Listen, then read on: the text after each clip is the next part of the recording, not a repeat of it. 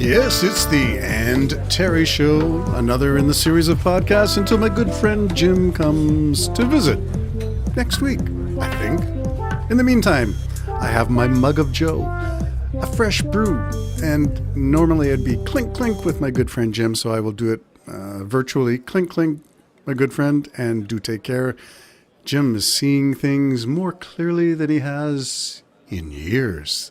I can't say I'm looking forward to having discussions with this new clarity. He should be sharp as a razor and with a wit to match. So here we go. Cheers, bottom.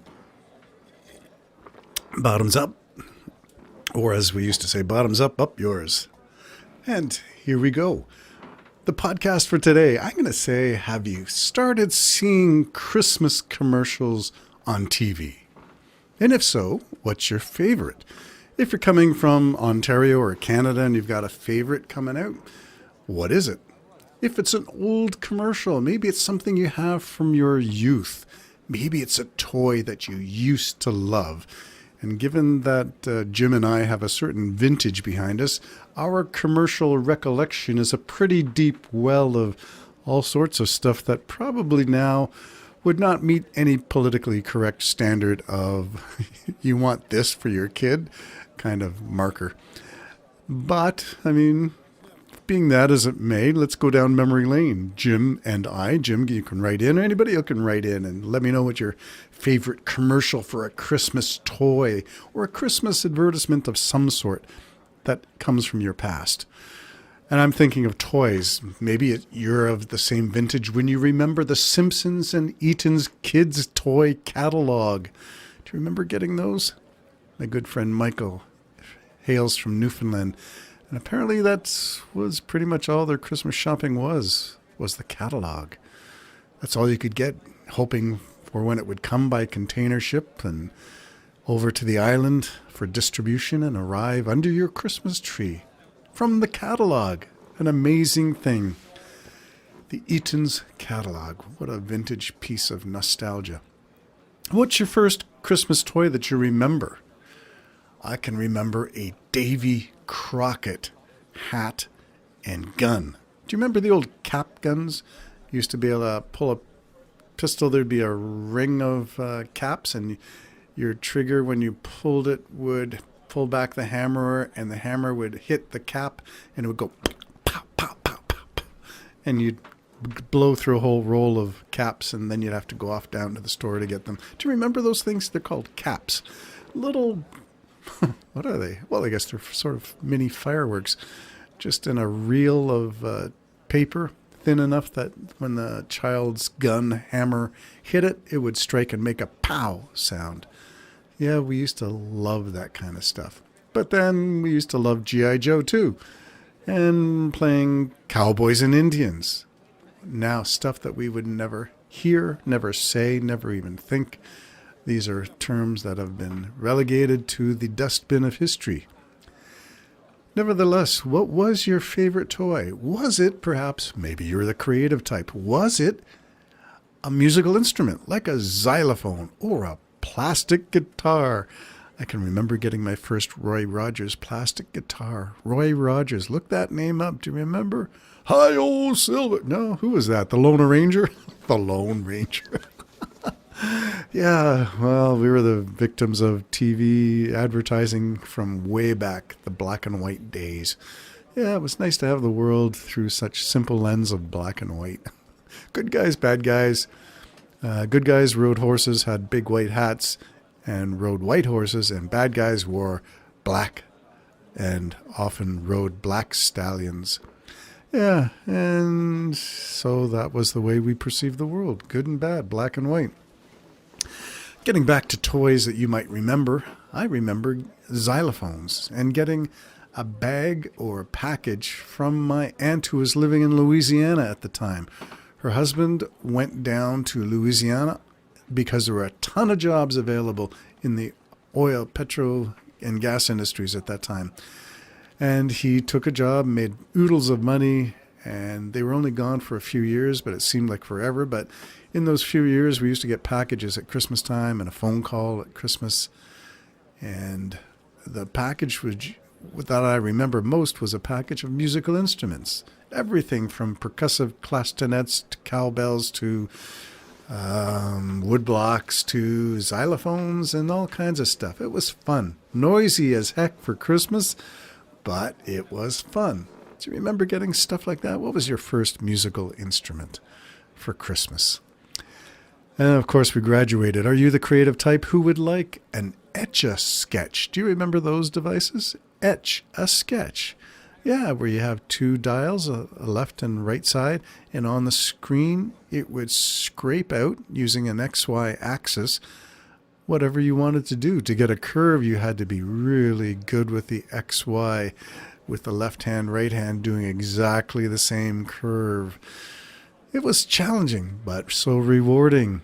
Could you spell your name on an Etch-a-Sketch? That was pretty tough. Could you do it in printing? That was a little bit easier because your X and Y axes usually go in straight lines and that's all easy to do. But doing a curve, trying to do cursive with Etch-a-Sketch, that was a challenge. That was a great Christmas gift, Etch-a-Sketch. Maybe there are others that you can think of. Things that you were so looking forward to. Maybe it was from a catalog that you couldn't wait and you just had to check under the Christmas tree.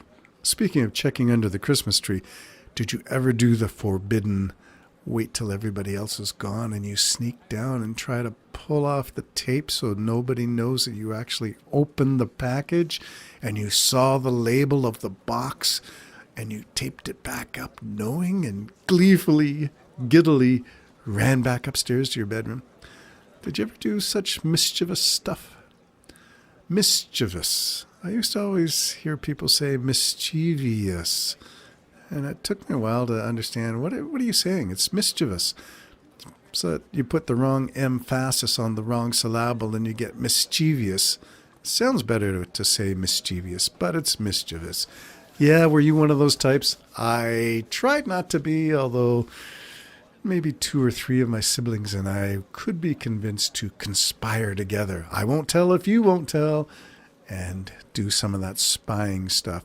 Or if the presents were kept in your parents' bedroom, you would look under the bed or in their closets. There was no place sacred where they could hide a toy from the kids' minds and their grasping fingers. Anyway, that's Christmas remembering. Why am I saying that? Because, and I'll put a link in the description. I just saw on Twitter a link to this, so I went to get it.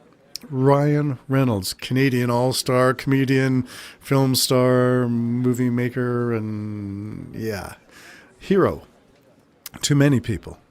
He's worked with sick kids on this little Christmas commercial. So if you don't get a chance to see it, I hope you do, because it is a really good fundraising commercial for the Hospital for Sick Kids.